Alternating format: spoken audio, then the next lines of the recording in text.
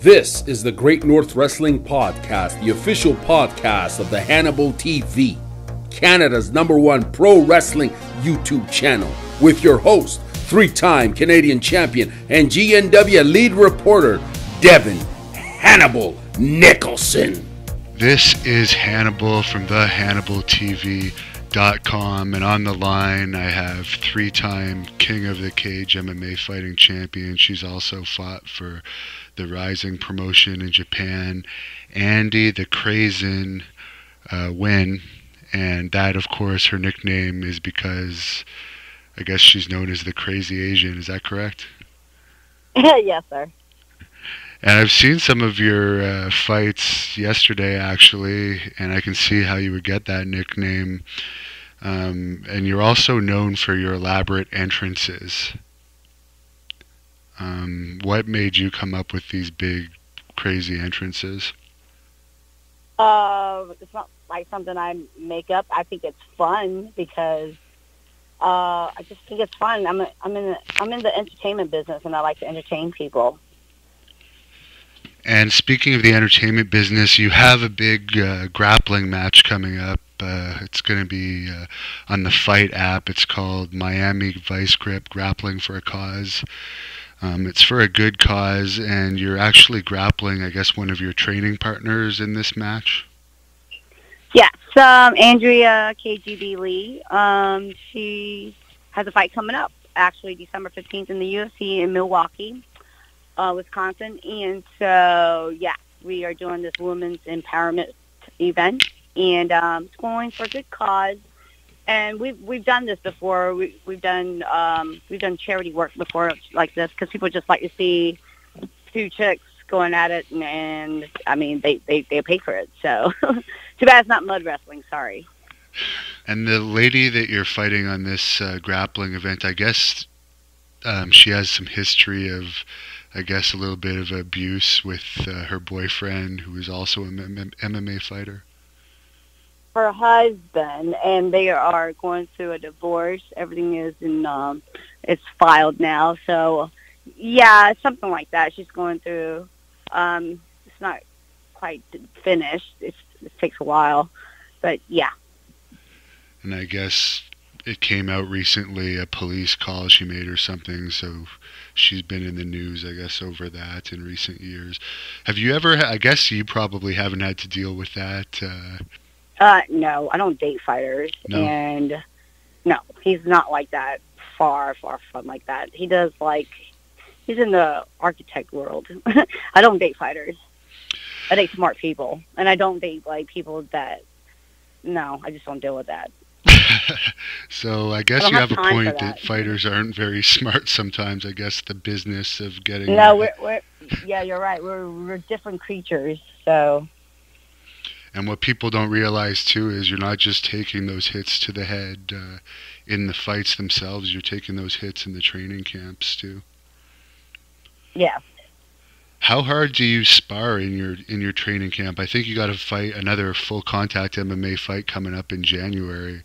How hard are you sparring when you're preparing for your fights? I just sparred last night. No headgear. I hate headgear. But I was training with Alicia Zapatella. She's fighting December 15th for Invicta, so I'm getting her ready. But she's helping me, too, because I have a fight January 19th in Hawaii. And is that one also going to be on pay-per-view? I don't know yet. I will let you guys know if I find out more about it. I don't know about pay-per-view. It seems like Hawaii's always been a bit of a hotbed for MMA. I've seen a lot of MMA shows from there over the years. Is that the first time you're fighting in that state? Yes. It'll be my first time being there. I'm so excited. I love the island, what I've seen in pictures, and I just can't wait to go. I guess you've done some modeling as well, right? You're on the list of one of the top best-looking female MMA fighters. Did you have a modeling background before you went into MMA?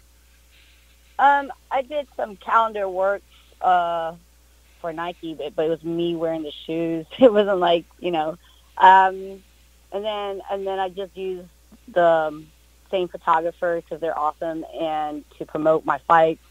I've done ring girls. I've done it all. So it does help sex sells, you know. What was the experience like fighting for Rising? I fought in front of 30,000 people, like a college football game, and they're really quiet. They're not obnoxious like us Americans. They're not drunk. There's no beer vendors or anything like that. They're sober. They're quiet. They really respect the art form of mixed martial arts. And if they see a good move, they'll clap and then put their hands back on their lap and like watch intensely. The fans love people in defeat and in victory as just as much. And it's I love it. I hate like it's so far because when you're cutting weight, it's just uncomfortable to fly that far. But I love the format. I love the owner of Ryzen. I love working for them. They treat the fighters really well. And I can't wait to fight for them again. How many days do they usually fly you out before you fight? Because it's got to be an adjustment for your body coming from the States over there. 3 to 4. 3 to 4 days. And I'm guessing the pay is pretty good for that company. That's possibly the top fighting company in Japan. Oh, yeah. And King of the Cage, you have a long history with them. How did you become involved with them? The owner, Terry Trebelock's been wanting to sign me since I was an amateur, but I wasn't ready. And so after like the third time he asked me, I agreed. It's a 5-fight contract is really long, and it's a big commitment, you know, so I had to think about it and stuff. But I was the first atomweight world champion, and then I kept my title and defended it successfully 2 times, and then I lost it to decision to Melissa. And I built the atomweight division over there, and now they have, you know, a real solid females division over there. And I noticed in looking through some of your fights yesterday, you seem to go the distance in a lot of your fights, or either that or they end just before the end. What do you do for cardio to prepare for those long fights? Shoot. I run like crazy. I'm tired of running. I run every morning, and then I constantly, I'm a full-time fighter. It's not like I have a part-time job, so I come leading up to the fight, I train about 25, 30 hours a week, just like a normal job. How many miles would you run in a morning on an average? I would say closer, when it gets closer to the end of the fight camp, I would do at least 2 miles a day in the mornings. And then there's sprints. You have to do sprints and a lot of conditioning. It's crazy that you train so much. You train 25 to 35 hours a week for 6 to 8 weeks for a 15-minute battle. And do you take 1 day off a week during your training camp to rest up? Sure. I'll take 1 day off. But I still run or do something. I can't just sit still. The only time when I sit still is when I'm hungover. So I'm not hungover anytime soon. No, I'll be hungover after my fight. Yeah, I guess you wait till after your fight. I heard you say that you're going on vacation or something after your next fight. Is that true? Or maybe that was... Well, Hawaii. That there's a flight out of Honolulu, Hawaii. I'm getting the promoter just to get me a one-way to Hawaii, and then I'm flying to Thailand afterwards because I want to train there for 2-3 weeks and visit one of my sponsors. He became a friend, so I want to hang out with him and train Muay Thai because my next fight will be a Muay Thai fight after that. How do you think you're going to do in that? Because I guess you have a great clench. I've seen your clench is very good, but that's a lot different than MMA, where you can't really hold the person on the ground for a long period of time, and it's a lot of striking and elbows for sure. I think it's going to be fun. It's a new chapter in my book, and I think I'm ready to turn the page. I'm not retiring from MMA or anything. I just want to change it up just to see. When do you think you will retire? Because you still look young, but you're definitely getting close to the age that most fighters would retire, and some of them even retire younger than you. How much longer do you think you're going to keep doing this? Till the wheels fall off. Till the wheels fall off. Yep. I'm dead serious. And you... I think I'll know. I would know. My body won't be able to take it anymore, and I'll know. I'll still probably train. I won't be able to fight anymore. And it's going to be a sad, sad day for me. I guess to keep your body healthy, you probably take ice baths and get a lot of massages, I'll assume. Definitely get massages. I hate ice baths. I need to do more ice baths. But I'm in Michigan right now, so I might as well just throw myself in the snow dump, and I'll be fine. Are you training in Michigan, or are you just visiting people there? Or? Yeah, I'm training here for 10 days with SFS, Scorpion Fighting System, with Amanda Bobby Cooper. She's in the UFC. Alicia Zapatello. She's 6-0, undefeated, atomweight. The only one undefeated in Invicta in that division. What else? I get good training here. I get along with James Gray. He owns the gym, so. What is it you like about fighting that makes you want to continue doing it? It keeps me in shape, keeps me active, keeps me out of trouble. Yeah. And your outfits, you're very known for your flashy outfits. Are those sponsored to you, or do you actually pay for those with your own money? With the weigh-in outfits, you mean? Both the weigh-ins and, I notice you wear sometimes skirts over your... I always fight in skirts. Yeah. When I was in high school, I wanted to be a fashion designer, so now I just design my own clothing. I order it online, and then whoever sponsored me, I'll put their logo on there. I do everything all by myself.